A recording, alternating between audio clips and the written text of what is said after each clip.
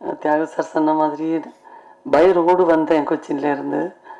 ரொம்ப டைட்டாக இருந்துச்சு. வந்து காலையில் பிரேக்ஃபாஸ்ட் சாப்பிட்டு, பிரேக்ஃபாஸ்ட்டுன்னு சொல்ல முடியாது, ஒரு 10-10:30 மணிக்கு கொஞ்சம் பழைய சாதமும் கொஞ்சம் வெங்காயம் எல்லாம் போட்டு மொத்தமாக சாப்பிட்டு கொஞ்சம் யோசிச்சு பாருங்க. இவ்வளோ டயர்டாக வந்துட்டு பழைய சாதம் சாப்பிட்டா எப்படி இருக்கும்? அப்படியே தூங்கிட்டேன். தூங்கிட்டே இருக்கிறது உலகத்தில் வேற எதுவுமே என்னத்துக்கு நடிச்சா பாடு அதெல்லாம் ஒன்றும் தேவையில்லை. அழகாக போயிட்டு இருக்கு. என்னென்னமோ கனவெல்லாம் வந்துட்டு இருக்கு.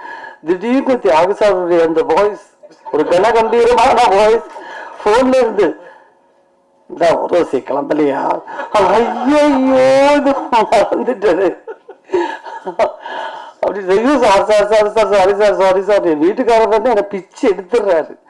நீங்க வரேன்னு கரெக்டா சொல்லிட்டு அவர் கரெக்டா மெசேஜ் அனுப்புறாரு. அதாவது ரொம்ப ஒரு மிலிட்ரி மாதிரி தியாகு சார். கரெக்டா பங்க்சுவலா எல்லா விஷயமும் கரெக்டா இருக்கும். நம்ம எதை பத்தியும் கவலைப்பட வேண்டியதே இல்லை. ஐயோ நம்ம மறந்துடுவோமோ அப்படிங்கிற ஒரு பயமே தேவையில்லை. என்னை பொறுத்த வரைக்கும் 84ல் first time Thiyagu sir produce பண்ண படம் கொம்பேரி மூக்கன். அந்த படத்தில் நான் ஹீரோயினாக நடித்தேன். சரிதா மேம் இருந்தாங்க, சீனியர் ஆர்டிஸ்ட், அவங்களும் இருந்தாங்க. அந்த படம் தான் நான் ஃபஸ்ட்டு ஆக்ட் பண்ணேன் அவரோட. அப்போவே ராஜா யுவராஜான்னு இன்னொரு படம், 2-3 படம் தியாகு சார் கூட பேராக ஆக்ட் பண்ணிகிட்ருக்கேன். ப்ரொடக்ஷன்லேயே ஆக்ட் பண்ணிகிட்ருக்கேன். இந்த ப்ரொடக்ஷனில் நடந்த ஒரு விஷயத்தை நான் இப்போ சொல்லணும். இதை தவிர ஒரு முக்கியமான ஒரு தருணம் வேறு கிடைக்காது. பிரச்சு அப்போ அவரும் சின்னவர், நானும் சின்னவதான். இப்போ நான் 9th வந்துட்டேன் சினிமாவில். வந்து 1 வருஷம் ஆச்சு. தியாகு சாரும் நானும் ஆக்ட் பண்ணுற படம் இன்னொரு படம். அந்த படம் ட்ரெயினில் ஷூட்டிங். அப்போ செங்கல்பட்டு ஸ்டேஷனில் தான் ஷூட்டிங். பண்டாரணும்னு சொல்லியாச்சு. அதான் தியாகு சார் என்னமோ முடிஞ்ச வரைக்கும் சொல்லியிருக்கார போல இருக்குது. கிளைமேக்ஸ் நடந்துட்டு இருக்குங்க. இப்போ இந்த நேரத்தில் நீங்கள் கொண்டு வந்து வைக்காதீங்க. அதுக்கப்புறம் கொடுக்குறோம், கண்டிப்பாக கொடுக்குறோம். ஒரு நாளைக்கு நாங்கள் 2 பேருமே வந்து ஒர்க் பண்ண 2 பேரும் சொல்லி பார்த்தாச்சும் அவங்க கேட்குற மாதிரி இல்லை.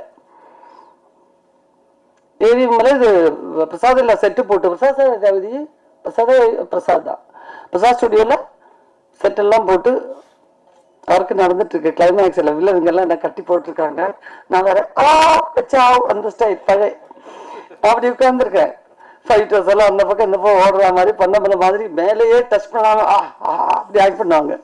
நம்ம மேலே படவே படாது. அவங்க எவ்வளோ சேஃபாக வச்சுக்குவாங்க.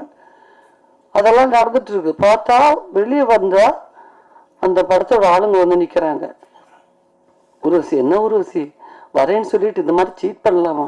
இதெல்லாம் ஒன்றும் நல்லா இருக்காது. நீங்கள் கேளுங்க, போய் தியாக சார்ட்ட கேட்டு நீங்கள் வாங்க, கிளம்பி வாங்க.